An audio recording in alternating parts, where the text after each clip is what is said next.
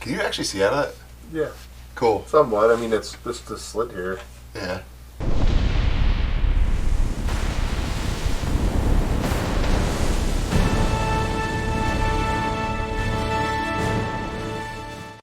Welcome back to the One Way Out podcast.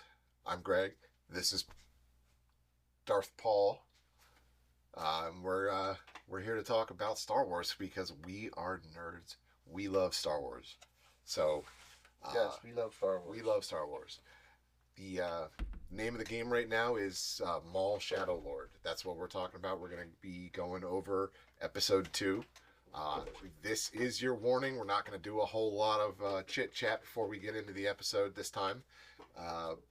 Spoiler alert.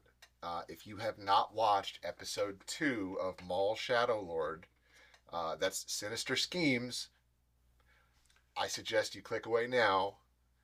Come back to us once you've watched the episode. Or if you watched it 17 times like Greg did, you can raise your hand. All right. Okay. But seriously, like we want to talk about this. We want to have a good time. We want everybody to enjoy it. We're not out here to spoil things for anybody. And there would be a lot of spoilers because the show, it pretty much after episode 1 jumped right into it and just kept going with this whole police chase and police hunting down and hopefully doing it in a timely manner, catching Maul before the Empire gets involved. Right. They've said more than once that they don't want to get the Empire involved because they'll just shut down the planet. And I think they will. I would think if Sidious knew where Maul would be, that would be a problem. That would be a big problem for Maul, yes. So basically, we start off, the episode picks up right where, like you said, right where the last one leaves off. They are in the police station. They're trying to get out. And they're, I guess, what do you think that is, Paul? Is that like an exhaust chute or because, I don't know what a vertical tunnel really would be. Yeah, I guess in Star Wars, it doesn't matter. There doesn't have to be an answer, I guess, we just thought it would be fun. Yeah, it was super fun, especially watching. Oh my God, I lost the Twi'lek Jedi Azara. Watching her get drugged down and he's pulled just totally through. trying to get away from them. Like, I do not want to be going with these people. Yeah, it was pretty. That was pretty fun. Yeah, then obviously Spybot has to stun her. Yeah, I know you like mentioning Spybot. He's becoming one of your favorite. Spybot is my favorite character so far. Yeah, I said it's tough between Spybot and Two Boots. Yeah, but I'm really liking like I said, gleefully devious. Like I know we mentioned in the first episode, the thing with me with like Two Boots and stuff is I never would have thought I would enjoyed the police aspect of it like I am enjoying it. But I'm definitely gonna be printing a Two Boots on the 3D printer as soon as I get some files for them. Well, I'm definitely doing a Spybot because my printers only do one color and yours do all the multicolors. So yeah, it'd be easier for you to do that one color. Yeah, and then I can just paint the little lights and stuff that are on them. Now, I went all in with 3D printers here lately. I'm not saying I'm a professional in any way, but I just printed a life-size vintage Boba Fett, and I'm printing right now a life-size vintage Han and Carbonite. And I did print this cool little helmet. Thought it came out pretty good. Now that's one print and it's not painted. Well, it's pieces, but it's not painted. It's just print the color. I'll tell you, these multicolor printers, the Bamboo Lab stuff with the AMS, it's just wild what they can do. This is kind of the extent of the one color. The print quality, I've gotten the print quality pretty nice, but it's one color and Yeah, literally I got the new Bamboo Labs printer just to print full-size Star Wars characters. That was the whole theory behind it. Yeah, that's a great theory too. Who doesn't want a vintage 1978 life-size Boba Fett? I know I do. Yeah. But that's how I hurt my back, though, by the way. If I look weird on the camera here with my positioning, it's because I hurt my back pretty bad. And I hurt my back by picking a piece of 3D printed Boba Fett off the ground. It wasn't even that heavy. And it's been 2 weeks I've been out of commission here. But anyway, back to it, Greg. I'm sorry we sidetrack. We are very good at going off on tangents. I will. Well, that's okay. But you know what? Speaking of your back, I really wanted to, the gainer that Maul does in the tube. Yeah. When he falls. Yeah. It's like the amount of faith. I mean, I don't like. First of all, it made my back hurt just watching that. Yeah.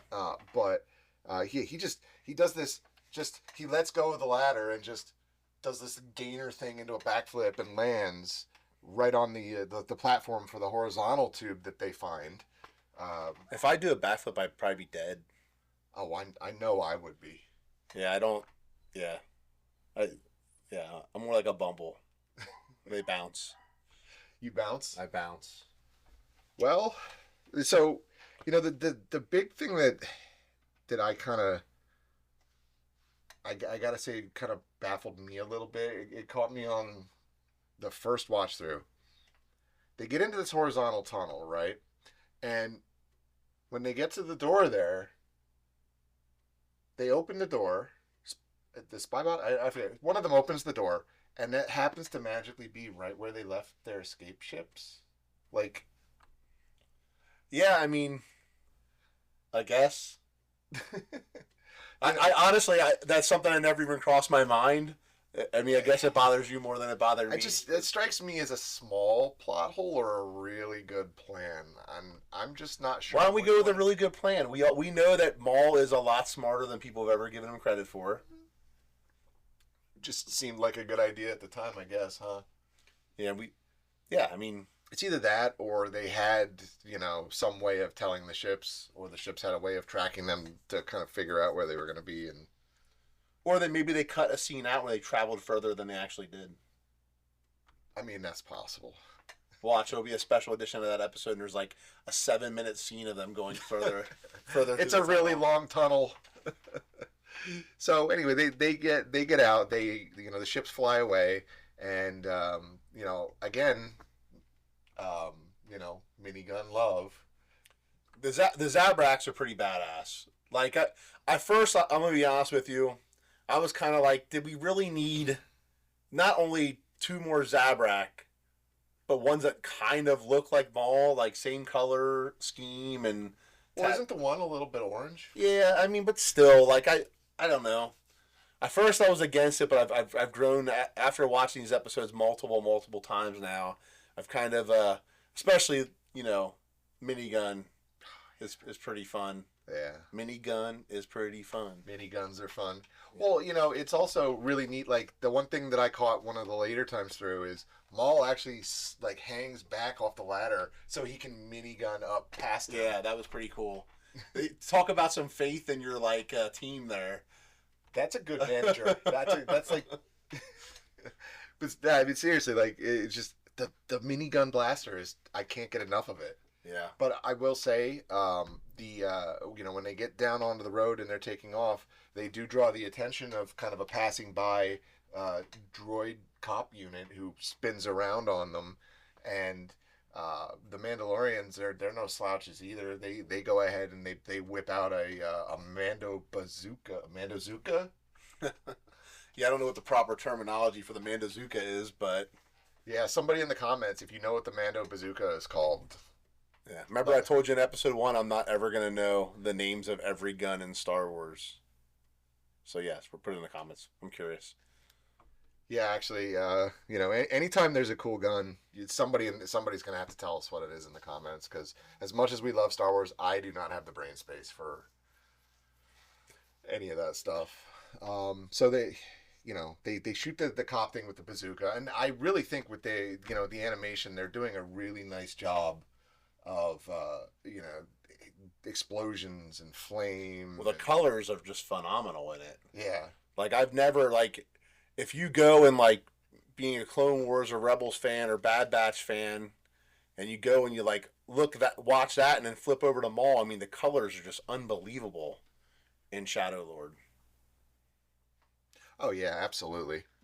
I definitely think there's a way that they've done the palette where in some animations it's very hard line, and they only have one shade of color, but it's almost like they've got this new way of like, I don't know, fading or giving the colors and the cloths and everything more texture, and it makes it feel less like animation to me. Yeah, there's scenes like darker scenes that are like kind of very realistic feeling, until you see those bright lights and stuff in the series. At least the first two episodes.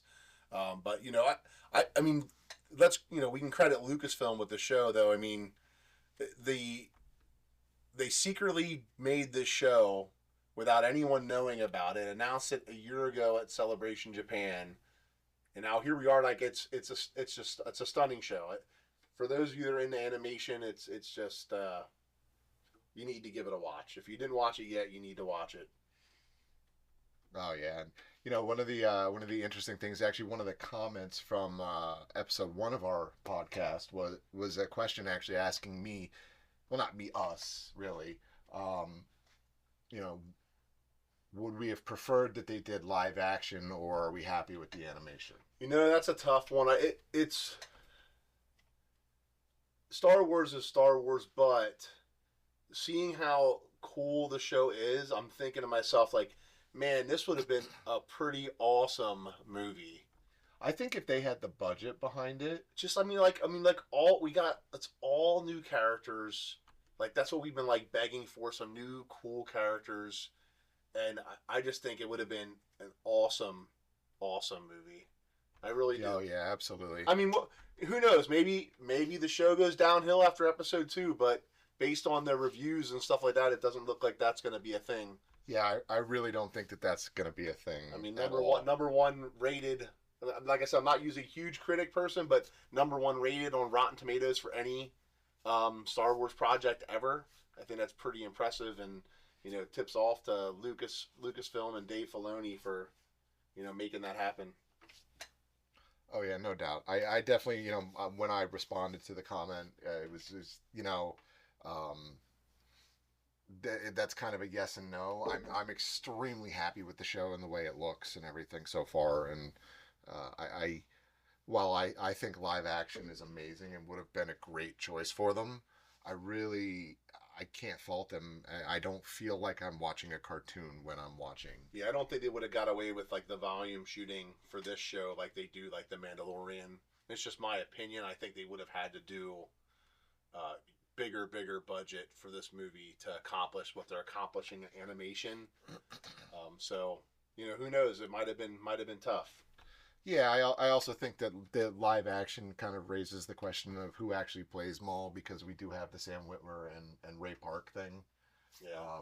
Do we do Ray Park as the physical body and Sam Witwer does the voiceover, or like how does that? I mean, that's what kind of worked out for Solo.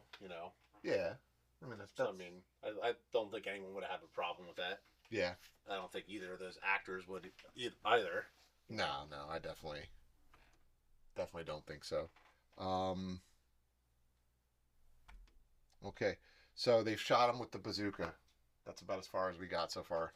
We keep going on tangents here. Yeah, that's the fun. The going on tangents, in my opinion, is the fun stuff. Yeah. Like to sit here and be completely scripted. That's I mean, we want to have conversations. Like we're super looking forward to having more guests on. We have space here for 4 to 5 people. Oh yeah. No, I'm sure with 2 of us, if it goes off, wait till we get a couple other guys here. It's going to really go off topic, but. Well, I mean, it would be nice because we built twice as much set as we're using right now. Yeah, we still have more set to build. Oh yeah, absolutely. So, minigun bazooka. That's where Daki joins the party. I've actually found it very interesting that he's been there the whole time. He's been kind of hiding in the background, and they're showing us little tidbits of him being aware of what's going on, but I guess waiting for his opportunity to really intervene.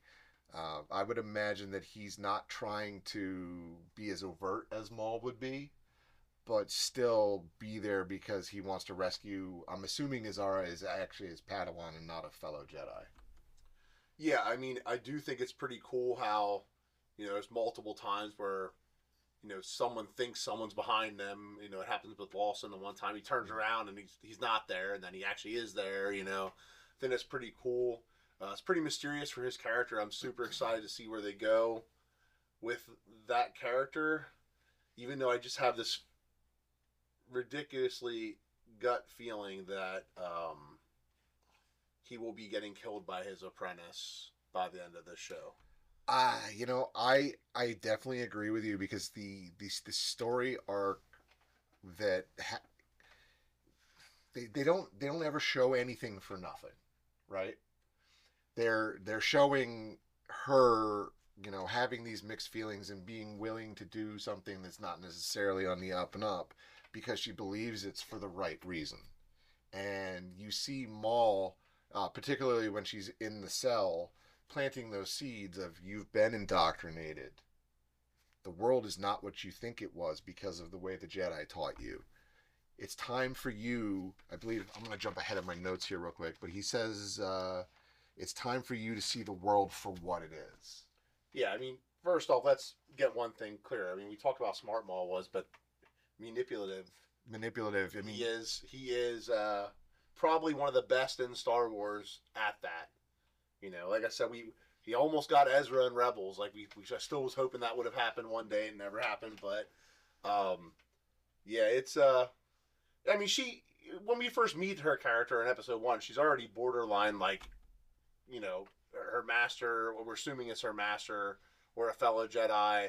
She gets pretty irritated because like we're sitting here, can't use our powers. We're not doing anything. We're starving, begging for food. I think the whole Maul her relationship I think is going to be a pretty easy push from Maul. I think she deep down wants it. So yeah, I mean, ultimately, and that's kind of where I'm headed with it, is that I think ultimately for the purpose of the story, they need to make us love Daki. And to feel guilty for when it happens. To feel they feel as guilty as possible. I mean, if you think about it, look at it. If you look at the way they do a lot of these other shows, they'll get you emotionally invested in a character, and they'll make you really love him or her or them or the group or people, and then they just rip them away from you, and you're just like, like losing your mind. Like, what do I do now? Once again, you're talking about Kanan Jarrus again in Rebels. That's how I felt with that character. I got so attached to that character. His death was like devastating to me. Oh, it was completely. My wife, I remember after I watched that episode, my wife's like, "What's wrong with you?" I was like, "They killed Kanan." She's like, "It's a cartoon." I was like, I don't want to hear that. I've seen you in The Lion King and you in Beauty and the Beast. I don't want to hear that stuff. I'm not going to lie. I got a little emotional when they killed off Opie in Sons of Anarchy. Yeah. I did. I was a little upset about that when he was... But that's not Star Wars. We're not going to talk about that. But yeah, I mean, I do, like I said, I think you're right there. I think they're going to make us love that character. They're going to really, really well love that character. And it's going to come down to, I think it's going to be the classic, he has Maul defeated, and she's going to save Maul instead. I just have that kind of feeling about There's that. There's going to be that, what is it, the Chancellor's office moment, yeah. you think? Possibly. I mean, Lucas has been on record multiple times saying that Star Wars mirrors itself. There's themes that he cycle through the series and the plot arcs that he does, and while it's possible that it makes it a little predictable at times, I think that sometimes that predictability is part of why we love the stories so much. Yeah, and I'm actually one thing that being into the second episode that I'm really hoping they soon. I know it's only been 2 episodes, but I want to know more about the Mandalorians. Like, who are they as Mandalorians? Were they former Death Watch? Were they former, just people who followed Maul originally that stuck by him? Like, I'd love to know more about. I mean, the characters are pretty much hush hush, other than the female Rook. The other bounty hunters have been kind of hush hush. So I'd like to know more about them. Yeah, I think it's interesting that I said bounty hunters. I meant Mandalorians. Yeah, it's all right. I think it's interesting that they're kind of holding back on the identities of any of them. I do think that on some level they're maybe not planned out so much so that they can use that to fill a plot. And maybe point. I need to be okay with this. They're nobody. They're just Mandalorian dudes. I mean, what's wrong with Mandalorians? Nothing. It's just that I just feel like there's. I don't know. As a fan, it's our undying desire to know every little detail. It's like in Dungeons and Dragons when I want to know the name of every NPC you put in front of me. Yeah. Which I'm sure is irritating at times. That's why I give them all names now, just for you. Yeah. Okay, so the bridge. We can talk about the bridge now. I started to talk about the bridge in the last episode. Yeah, you were so excited because I was so excited for it. That's one of the things that sucks with like the 2 episodes a week, because you get like you're not going to just watch one episode and then do this podcast. We're going to watch both episodes, and it's like you got so excited about talking about stuff that happened in the second episode. Dude, if you think I'm not going to talk about both episodes or just watch them both, you're out of your mind. Yeah. Trying really. Yeah, that bridge scene is pretty awesome. Yeah. Once again, showing like true power of the Force. Yeah, it's I think it's the classic villain getaway technique where he's like, oh, you're about to get me, but now I'm gonna create this decision where you have to choose to follow your goodness or catch me. I think that's a very common theme that we see in a lot of stuff. Not just Star Wars. A lot of movies, and that whole sequence has probably been done a million times in movies. Hey, it works. Yeah, for sure. So they obviously bust up the bridge, and I think it's really interesting that Daki and Lawson have this moment because he looks over at him and he says, "You okay, buddy?" Not realizing he completely doesn't recognize that he's saving the bridge with the Force. And then he looks up at the bridge, and he looks back down, and Daki is just gone. I mean, for me, it's pretty impressive to see with Daki how like powerful he still is, based off of the fact that like we've seen what happened in other series where the Jedi kind of like move themselves away from the Force a little bit. So it's like kind of amazing to me that he still had that kind of power to prevent that bridge from coming down. Being the fact that it seems like they have been separated from the Force, like Obi-Wan was in the Obi-Wan series. Yeah, see, that's like what I was going to bring up. I was, it seems almost like it's a use it or lose it kind of thing, where if they're not constantly practicing and constantly in tune with the Force, their ability to call on it and draw from it, the power from it, starts to diminish a little bit. Yeah, no, for sure. Like I said, I instantly thought that, like, oh man, here's this guy. Does he even have the Force power anymore? And then to get to see it in that episode was pretty cool. Yeah, I mean, the guy who doesn't shave, does he really have the Force? Okay, I don't know. I just wanted to try to make you laugh, I guess. So they obviously Maul and crew, as I've been calling them in my head, they get away. They wind up back at the Maul. The Maul base. Do you want to just call it the Maul? MALL? Maul's Maul. Maul's Maul. Because we sell Star Wars T-shirts, Star Wars mugs, Star Wars the toilet paper. Yeah. Star Wars the flamethrower. And probably all them things have been sold in Star Wars. I'm sure.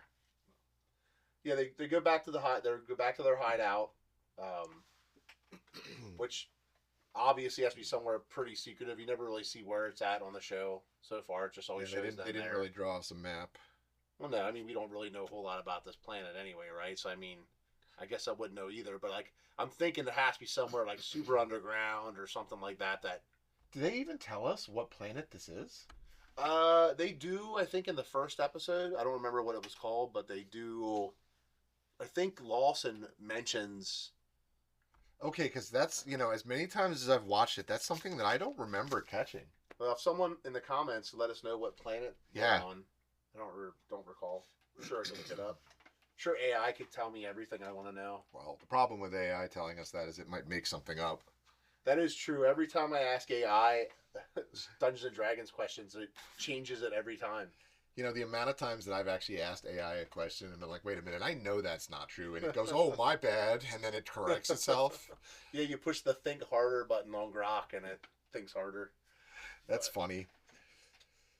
So I did find it very interesting that when they get back to the hideout, Izara is, she was wounded from the escape attempt somehow. And Maul sits her down and says the Mandalorians are experts in combat medicine. And I mean, is there anything the Mandalorians aren't experts in?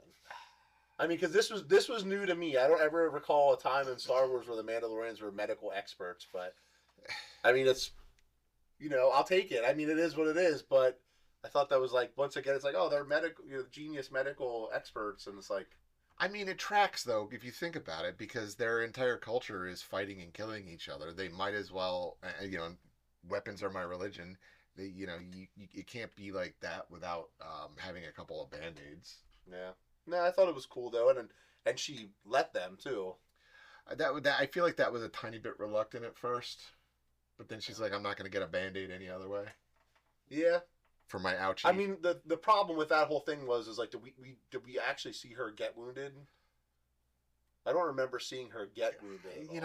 I feel like there had to have been a reasoning for that there, because like it does, like if she would have been severely wounded, yeah, take the medical attention. But if she has a paper cut, I mean, I just felt like she had like an ouchie on her finger. Yeah, like because they took them and like they almost like took her hand and like turned it. So. Yeah, it didn't really show, but yes, they did medically save her life. Yes, I'm gonna bleed out through my finger. So it also gives them the opportunity to for Maul to kind of call her out on being a Jedi, and he does this kind of, I'm not gonna directly say that I know what you are, but I'm gonna also call you Jedi, and she tries to deny it a little bit, and I think that's a very interesting point because. Well, I mean, she kind of gave it away in the first episode when she knew who he was instantly. I mean, I don't think every random person on the streets knows who Maul is. Yeah, that's one thing that you don't see a lot of in Star Wars. It's media. They have like the HoloNet and stuff, but you don't usually get a whole heck of a lot of Star Wars universe. This is the internet. This is how we transfer news. There's been a couple of shows like Andor where they, the Imperial Propaganda Network. You've seen a lot in the Skeleton Crew was pretty awesome on their TVs and stuff with shouldn't say their TVs, but the different HoloNet stuff, all the news and stuff like that. I thought that was pretty neat. Well, yeah, but the thing about Skeleton Crew is their worlds were completely cut off from everything else. They're on Aden. Aden. I don't know about no Aden. I don't know about no Aden. Yeah. By the way, we'll talk about that in another episode because SM33 Smee is amazing. He made that series, so yeah, that was definitely it was fun. I enjoyed the hell out of that one. So they have their little thing, and Maul takes Vario and Izara and puts them in. I mean, they're not exactly cells, but I think they're probably escape pods from former escape pods from ships that are just kind of I thought that the way they kind of lock. I thought the same thing. Like a ship, it has to be some kind of ship. Yeah, so it has all those giant thing closes, those giant hooks on the front and all that. I think escape pods is actually. I think you have it nailed in the head there. I think you're gonna find out they're inside a ship. That's actually good. I think that's what they're in. I mean, it fits the vibe. I mean, they could be at a junkyard or something, but who knows? We don't know. That's the thing. We don't know where the hideout is, and I think maybe that's gonna play a factor in a battle, or at some point Maul and crew are gonna get found out, and they're gonna have to escape from there, and where they are is gonna dictate where they can go. Yeah. No, So I mean that's definitely a possibility, but then we cut away from them in their little escape pod prisons, and we move on to we're back to Lawson, and he has a little bit of time to himself. I guess his shift is over, so he goes home. Yeah, he seems like he's been working for like 3 days straight. Oh, it's easily 3 days straight. Yeah. I mean, he kind of mentions it when he gets home. He said that was a long shift, and he has a son. He does. Riley. Riley, yes. So Riley is very, very clearly grown up with a cop dad, because he doesn't seem like he's a little downtrodden and like not happy about not having his dad around very much, but he seems like he's very used to it. Well, it definitely seemed like in the initial conversation with them that he really wants to be in his dad's life. I mean, he's like pushing for it, asking his dad questions, asking about two boots, and 2 boots is 2 boots. But 2 boots is 2 boots. Yeah, like he really wants to be a part of his dad's life, and we learn then that the mom is not around for whatever reason. Yeah, that's a very interesting plot point. I kind of wonder when they're gonna spring that one on us. Well, the thing that was weird about that plot point, I think you actually mentioned it earlier when we were talking, was that he says, "Oh, I'm gonna go see mom. Mom, I talked to mom. I want to go see mom," and he's like, "No, you can't go till I can go with you, pretty much, and I'm gonna take off some work time soon. We can go then." But it's like, to me, that gave me the vibe that she's in prison. Yeah, I don't know why that gives me that vibe. I know it would seem kind of weird, but it gives me that vibe that it ain't like he's going over to her house for a party. I think like, she's in prison. Well, and then that actually begs the question: did he put her there? I mean, I just thought about that. I just like the crazy thing about this character, like the whole Lawson family arc, is that like I do want to know more. Yeah. Like I would have thought that I could have cared less about anything about the show other than Maul beating the crap out of everything. But I do want to. I'm curious. Like, let me know what's going on. Yeah, I mean, let us know, and again with the comments thing, but get involved. Tell us we're wrong. Tell us our ideas are dumb. Tell us they're smart. I've never been called smart before, so I'll take that if you want to call me smart. Shut up. But no, for real, like we want to know what you guys think. It's important to us. That's why we're doing this. It's not just a us preaching show. But so what is Lawson's deal? What is the mom? Is she the wife? Is she just the mom? I feel like they were married and something went down, and the more I think about it, your theory of the prison thing, it makes sense. I mean, maybe also just Lawson regrets their relationship splitting apart because of the whole like the cop life, and maybe he just wants to see her. Maybe he's hoping to use that as I don't know. I like my other idea better. I think she's in some kind of institution or prison or something like that. Well, the other side of this is, he probably there's a very distinct chance that he wants to go with the son, so that he knows what she says to him. He doesn't. I don't believe. Well, maybe she hates his guts. Yeah. Well, I mean, it's that whole, I couldn't live with your cop lifestyle and I'm leaving and you're whatever. But it's also interesting though that the son, if that was the case, it's interesting that the son is living with his father, who has the weird. So I mean, it gives more credence to the whole jail or her job is even weirder. Watch, we just spent 10 minutes talking about this and they'll never show it. Never in the series at all. They'll just act like it never existed. We're just the two weirdos that these are the things that make us think. I mean, once again, that's Star Wars getting you attached to characters. I mean, yeah. I hope they don't kill off Lawson. Nah, yeah, I don't know. I like him too much already. Yeah, same with 2 Boots. I don't want to see 2 Boots get it. 2 Boots has got to stay. Yeah. 2 Boots is getting printed. So they're mid-conversation about this whole I want to go see mom thing. And speaking of 2 Boots, he butts in with a comm call and says, hey, I've got an update. And instantly he's like, okay, well, I'll be right in. Yeah, but then the update is we don't know anything. Nobody's talking. Yeah, there was no update. Like Yeah. he couldn't tell the update over the comm. He had to actually go in to the police station. No wonder his kid doesn't like him. He's never home at all. You know what it is? It's the awkwardness. He said he's got an awkward sensor planted on Lawson, and when Lawson's feeling awkward with his kid, he just calls, "Hey, I have an emergency. I need you." It's like the bailout text when you're on a bad date. Yeah. Two Boots is on a bad date. That's what he's using there. With his empty coffee mug. Yep. Okay, so he goes back. They basically says that they don't know anything. They've been pressing all of Vario and Demus's people, all of the syndicates about this Shadow Collective thing, and he says they're being uncooperative. We don't know anything. So Lawson then goes to, and I think it's a establishment of the night. Yeah, there's only one person inside. Well, that's because it's daytime. Maybe. Or they're closed. Maybe. But there's a obviously, and we have her name. I think we might have her name. Yeah, but there's a lady sitting there, and she's not a Twi'lek, which I would find to be very cliche for that form of establishment, I believe.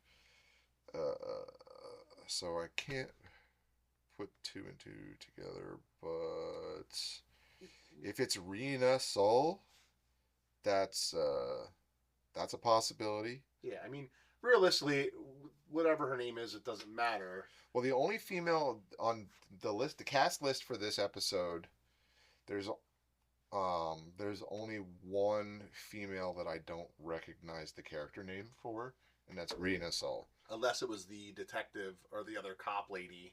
No, because the other Avery kid, Waddle, is Officer Wade's voice. Oh, okay. So she's the other cop lady. Yeah, so he goes anywhere. He goes there to her establishment, and he meets her. Mm-hmm. And she obviously is someone he goes to often for information. Oh, she definitely knows him. We also find out she's also really into him. Hey, buddy, I'm free for dinner. Yeah, I mean, exactly. Like, she, Yeah, but it's very interesting. And she knows he is a kid. Like, she knows a lot about him. Like, it ain't like she just... Because, like, why would he tell her about, like, a child? Like, you know what I mean? Like, you would think that he would keep his personal life completely away from these, like, people like that. But for some reason, she knows about his kid. I think a lot. You do say you think a lot? Trying to think nothing happens? Yeah, I don't know. Maybe I'm trying to soften my opinions. I mean, it is very possible that at some juncture in time in the past he utilized her services, and that might have and her involvement in his personal life might have something to do with the reason why the kid is living with dad and mom's off on her own. Yeah, but she says no. He knows the kid. Yeah, because she says, "How's your kid?" And Riley knows who his mom is. If she would have said, "How's Riley?" then maybe I would have been a little bit more skeptical there. But yeah. No, I don't know. Just throwing it out there. We don't know any of these characters. So. Well, yeah. I mean, and half of what we're saying right now is conjecture anyway. I mean, aside from the obvious stuff that we've already watched, but it's. Yeah, but so she knew who the Shadow Collective was, and she knew that it was from organization from Mandalore that Maul led, and basically saying that you should stay away from him because he's bad news. And we know that she's been involved in syndicate type activities because she says, "I'm very glad that I never made a deal with Maul." Yeah. And that says right there that there's some line in the sand between her and Lawson, and they for all we know, they grew up together as kids. Yeah. Once again, it's another character I'd like to know more about. Hopefully we do. Mm-hmm. Maybe not. Might be a once and done character. Yeah. But yeah, it was also going back to. It was a little odd for that scene that no one else was there, but maybe it was just her house or her office or. Yeah, well, maybe it wasn't in the animation budget. Yeah, I don't know. It seems like they didn't have an animation budget for this show, honestly. They definitely didn't have a budget for the soundtrack. The soundtrack's unbelievable. Phenomenal. Just how much do you want to spend on the music? Yes. Yeah, I mean the music is just great. It feels Star Wars. All the little like the dark music with like the classic Star Wars tunes mixed in. You can hear it so much on the music. Like you hear a little bit of like the original like Star Wars theme song like every time the Jedi do something like in the background. Like it's pretty awesome. Oh yeah, it definitely gives you the cue, like especially like when Lawson's thinking someone's behind him. You kind of like they tell you who it is almost through the soundtrack. It's really neat. Nah, A+ so far on the soundtrack. Yeah, it's with the animations A+, the soundtrack's A+. The plot is. I'm actually having I would say things that I dislike, and I'm having a hard time finding the thing. If I'd have to say the thing I dislike the most, originally would have been the two Zabrak, only because I just felt like they were like, I don't know. I just wanted to see. I would have rather seen a different alien race, but well, for me, I just want to know how those ships got at the door they were leaving by accident. Yeah, that was your biggest. Honestly, if that's my biggest gripe, that's impressive. Yeah, I just can't think of anything that I really have negatively to say about this. I felt the same way about I loved Bad Batch too, so I felt the same way about Bad Batch. I even, a lot of people had their opinions about the final season, but I mean, I thought the show was a great show. Yeah, absolutely. Okay, so he gets his information about, Shadow Collective, and he goes back. And we cut away to Maul playing more mind games with Azara, trying to get her to figure out how to be a. And it's amazing how on a cartoon, I keep saying it's a cartoon, that you could see that like he is breaking her, like he is like every time he talks to her, you can see more and more and more in the look on her face that he is getting to her. He tells her multiple times, like, you can leave. Like, you're not a prisoner here. You can leave whenever you want. Go. Yeah, but she's just got to figure out how to get out of the cell. He's not going to just let her out. He wants to see her power. He wants that smiling moment, how Sidious felt with Anakin, where he's, like, seeing the power she has. He senses it. He wants to see it. Yeah. Well, the question I was actually about to ask you, do you think, because the as far as the animation goes, the facial expressions that these characters are making are pretty intricate. They feel real. They feel like it feels like you can see the emotion on the character's face. Do you think that on some level they're actually doing some kind of motion capture? I was going to say that I would not be surprised.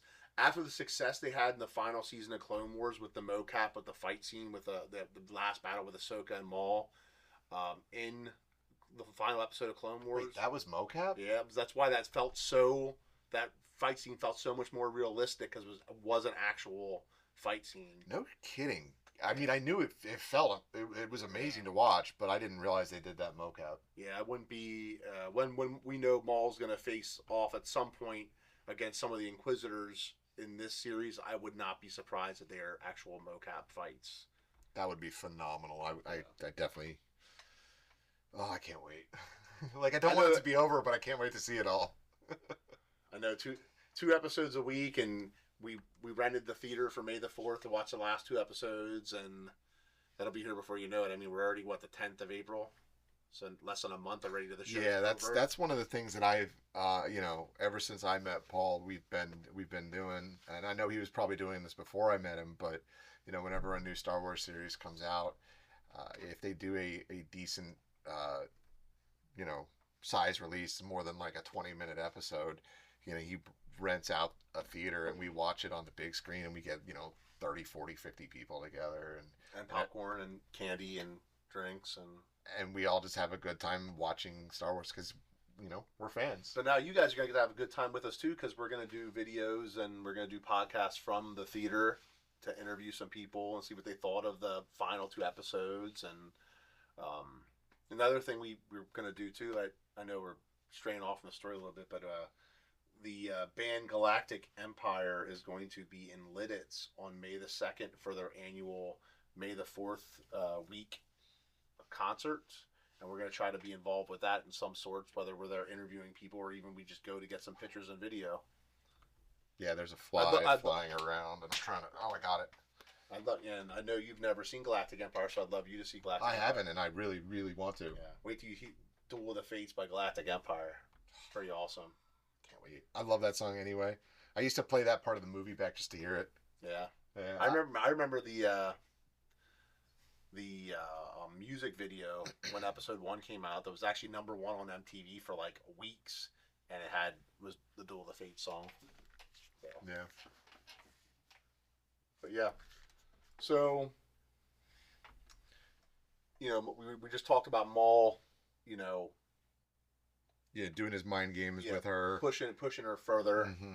Yeah, and then so then the show cuts away to the Pikes. They're in a ship. I guess they're doing their shipment. And the thing that I'm kind of unclear about, maybe you can clear this up. I loved the Pikes so much better before they took their masks off. They were definitely cool with their masks. Yeah, on Solo with their masks on, they were so much cooler than they are now. For sure. But I'm not clear as to whether or not they're leaving the planet or coming to the planet. I kind of initially I get the impression that they were coming to the planet because that's when they got attacked. But then they couldn't jump the light speed. So now I'm like, are they? And then when Maul and them get into the ship to take them down, there's money, not spice. So it's almost like they delivered the spice and got their money. So that, to me, that means Maul's after money. He doesn't really care about the spice. Yeah, I mean, obviously, I don't think he really cares about the money a whole lot either, because in the first episode, he doesn't even take all the money. Interesting side note, I just want to point out, there was, I've read most of the Expanded Universe books, and... I don't read. That's okay. I would read them to you sometime. That's very weird. I don't want you reading to me. That like Fred Savage bedtime story style. Princess Bride, baby. That's okay. That's okay. But anyway, one of the authors was actually writing about spice, and he started to describe spice as basically this horrific addictive drug, and the editors were like, whoa, you can't do this, because if you spell this out in writing, you're basically saying that Han Solo, the hero, one of the heroes of the original trilogy, was a drug smuggler, and the author wouldn't let it go. They were like, no, the editors kept coming back saying, no, it's a food additive, and I go, and it's funny because the guy that did the video is saying that it's like, so what? Han Solo got busted on Tatooine with 3,000 kilos of cilantro?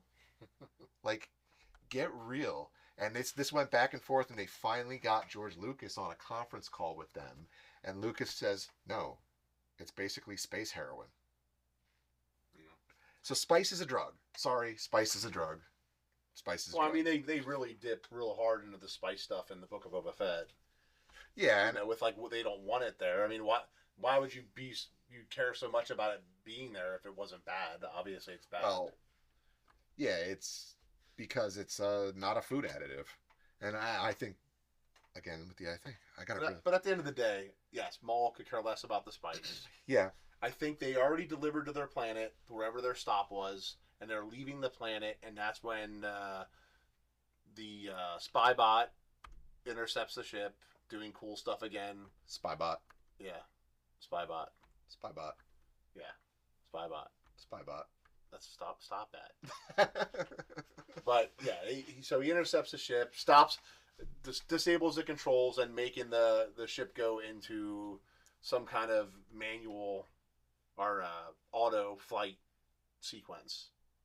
So yeah, it's the landing sequence, I guess. It's just completely, like, it's very interesting that they can completely hijack the ship like that. I mean, if I was... It's almost as stupid as putting, like, this, like, exhaust port on a Death Star. It's 2 meters. Yeah. But yeah, it's, the next scene, though, is pretty awesome. Right. When like you pointed it out when we were watching it right before we came down here. Like Maul doesn't even have like his guys do the dirty work. It's awesome. Like he is the villain. He just like you said. He just enjoys being bad so much. Well, I don't even think it's that because in his head he's the good guy, but I think it's that his hatred for these people that betrayed him. I don't think he'd be satisfied if everyone else killed them for him. Oh yeah, it's not good enough to not do the final death blow yourself. He goes on that ship and the classic, the door opens and there's Maul standing there and they instantly start shooting at Maul. He's standing with the two big crates of credits or whatever sitting there, and he just like they just shoot at him. And he just literally walks through and just mauls them. Mauls them. Oh, and I said at the end of it though, what's cool is he pulls the gun from the dude's hand. Yeah. Slices his gun in half, drops his lightsaber, catches it with another hand, and then uses the force and holds the guy to this. I mean, it was an awesome sequence. Yeah, I could have watched 20 straight minutes of him slaughtering Pikes. Yeah. Yeah, especially with their stupid fish faces. There needed to be more Pikes. Yeah. There was a bunch on that. I mean, he went through a good amount, but he went through them like in like 10 seconds, like it was nothing. Yeah, but there needed to be more Pikes because that scene could have been easily 2 minutes longer, and I think it still would have held everyone's attention. Yeah, and during that scene, once again, I don't know if I don't think the guy was the main Pike guy. He wasn't. He's just, I guess, the one working for them. The last Pike he kills, pretty much is talking crap to Maul. See Maul just slaughter him from the front of the ship. The shot from outside the window when he cuts him in half. I like how they were able to do the graphic, bifurcation of the bad guy with the lightsaber, but not be super gory about it. Well, ever since Deadpool and Wolverine, I don't think Disney cares anymore. It just seems like they let more things. I mean, look at Daredevil, the new Daredevil. I mean, it's so violent and graphic. It's but yeah, that's another story. That's a whole different channel. That's a whole different channel. Sorry, Disney related, I guess. Yeah, well, we're nerds and we're here for fun. So, Star Wars does not exist in a vacuum to us. So, anytime we see it's on the table of nerdism, it's the scale of everything. And for us, I think you could agree Star Wars is definitely on the top of that pile. Yeah, I mean, I love a lot of things, but I would say as far as entertainment, Star Wars is definitely my passion. Probably always will be too. So. Oh yeah, no doubt. So, Mandos and Spybot take on the Pikes. They get the money, and I'm actually going to be very interested to see what they do with the money because they're taking they have a lot. It's a lot. By now they have a couple. There were already like 2 or 3 pallets of money in their hideout, the Mall, as we called it. Yes, the Mall. But yeah, I mean, maybe not. Maybe it doesn't matter. They won't spend it on anything. Because why? I don't know. I don't see Darth Maul going to the store and buying something. He's just going to take what he wants. Well, I mean, there's the possibility of bribes and Red Dawn and Crimson Dawn. Yeah. Sorry, Red Dawn is a different movie. Crimson Dawn, being a syndicate, and I'm sure that the influence of having that much funding at your disposal will prevent him from the need for violence, because there's some people that you can't scare, there's some people that you can't buy, and if you're equipped to deal with both of them, then better than not. It's guns and rubbers, better to have them and not need them than the other way around. Yeah. So they take that, they go back, and there is a small cut scene away to Lawson leaving the police station, or he's leaving the CI, and he's down an alley, and you kind of get that glimpse of Daki, and he turns, and he's not there. and he's not there. And so, I get the impression that there's going to be some level of a collaboration between them at some point. It almost feels like uh, they're going to work together. They're going to kind of team up to try to take Maul down. And I think that's going to be what leads into the whole um, death of Daki. And I am 100% on board that that's where his plot arc is going. Yeah, I agree. So, the end. You want to go over the end? I mean, the ending was pretty simple. Um, she's in her cell, her pod cell, and she tries to use the Force and open the front of it and fails. Like, obviously, it was more difficult. She gets a little frustrated. She goes and sits in the back. She feels air coming through, and then we see that she's pretty powerful. She pushes the whole thing she's on out of the way from the back, and it ends pretty much with her just escaping. Good traction on those shoes, huh? Yeah. She obviously has power, and I think that's what he wanted to see. Like, he didn't care that she was there. He didn't need her to stay there. He just wanted to see that he wanted her to start using her powers and showing that she could. Yeah, it definitely seems like he's trying to put her in a situation where the ends justify the means. Yeah, but it was once again, and the music at the end there was like, oh my god, it's like super intense. You would think she just like killed like 7,000 people to escape that, Yeah. but the music was super intense. But yeah, I mean, the episode was great. We're filming this right now. It's a Friday night, but I'm super excited for Monday. Oh yeah, absolutely. It's the ending for me was one of those situations, and they're really good at doing this, where they bring you to a point where you're not ready for the episode to be over, and you're like, where are we going with this? And it's not like this horrific cliffhanger, but it's in my mind, it's not a good stopping part. We're still going. Like, where's the rest of, like, because she jumps out of the pod and they just end it. Dark screen and it's over. Yeah, it was like I said, the episode as a whole, the episode once again was phenomenal.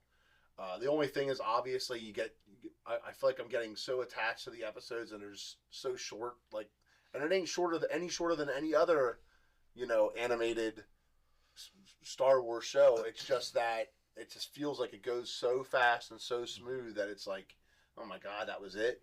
Well, I mean, you remember how short the episodes for The Mandalorian felt? Yeah, some of their 25, 30-minute episodes. It felt like it was 5 minutes. Were brutal. Yeah. I mean, it's just to say you have 8 episodes. I'd rather you have 4-hour-long episodes. I was very happy when it was all out and Disney finally let autoplay it, because at first they wouldn't let them autoplay when I first got Disney Plus for whatever reason. I don't remember that. Maybe I had my Disney Plus settings wrong, but I had to manually go in and click play on the next episode. But I loved it when I finally figured it out, and I was able to just let the entire first season of Mandalorian play while I was sitting there watching it. Yeah, I mean, it was phenomenal. But that's how I feel about this series so far. I want to watch it more and more and more. I just hope with since we know we're getting season 2 already, it's in the works, that it's not some long wait for season 2. Oh yeah, that would be terrible. Yeah, and I'm hoping it's not no whole year wait for season 2, but it probably will be. I think there's going to be a lot coming out next year for the 50th anniversary of Star Wars. Oh yeah. I think they're going to overload next year, honestly. But well, I guess we'll find out at Celebration. Yeah, there's going to be a lot of announcements at Celebration, I feel. Oh, that's going to be a time. I'm definitely making that a goal of mine, a life goal. I'll be there no matter what. I hardly ever miss Celebration except when they wanted me to wear a mask and not a Star Wars mask. Ooh, boo. So, yeah. Okay, so that is the second episode of Darth Maul. Shadow Lord. Hop in the comments. Tell us what you think. Tell us, did we miss anything?